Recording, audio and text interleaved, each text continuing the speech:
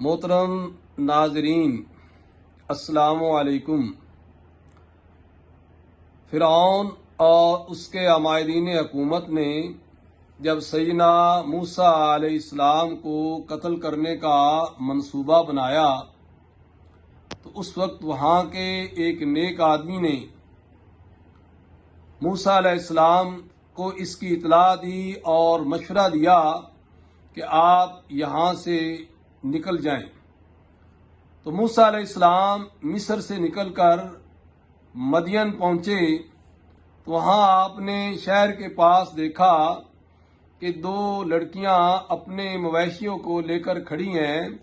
اور کنویں سے ان کو پانی پلانا چاہتی ہیں۔ سیدنا موسیٰ علیہ السلام نے اللہ تعالیٰ کی رضا کی خاطر ان کے مویشیوں جو بھیڑ یا بکریاں جو بھی تھیں ان کو پانی پلایا۔ سخت دوپہر کا وقت تھا، دھوپ تیز تھی۔ سیدنا موسیٰ علیہ السلام ایک درخت کے سائے کے نیچے کھڑے ہو گئے اور بارگاہ خداوندی میں یوں عرض کی، رب انی لما انزلت الی من خیر فقیر، اے میرے رب جو بھلائی تو میری طرف نازل کرے میں اس کا محتاج ہوں۔ اللہ تبارک و تعالی نے سیدنا موسیٰ علیہ السلام کی اس دعا کو قبول فرمایا، ان کے لیے کھانے پینے کا انتظام کر دیا، رہائش کا انتظام کر دیا، اور سیدنا موسیٰ علیہ السلام کا حضرت شعیب علیہ السلام یا قرآن مجید میں آتا ہے ان بچیوں کے باپ جنہوں نے کہا تھا ابونا شیخ کبیر یا شیخ مدین، جو بھی درست ہو، ان کی ایک بیٹی سے آپ کا نکاح ہو گیا۔ اس پس منظر کو مد نظر رکھتے ہوئے بزرگان دین فرماتے ہیں کہ جس آدمی کی شادی نہ ہو رہی ہو یا جن کے رشتے کی بندش ہو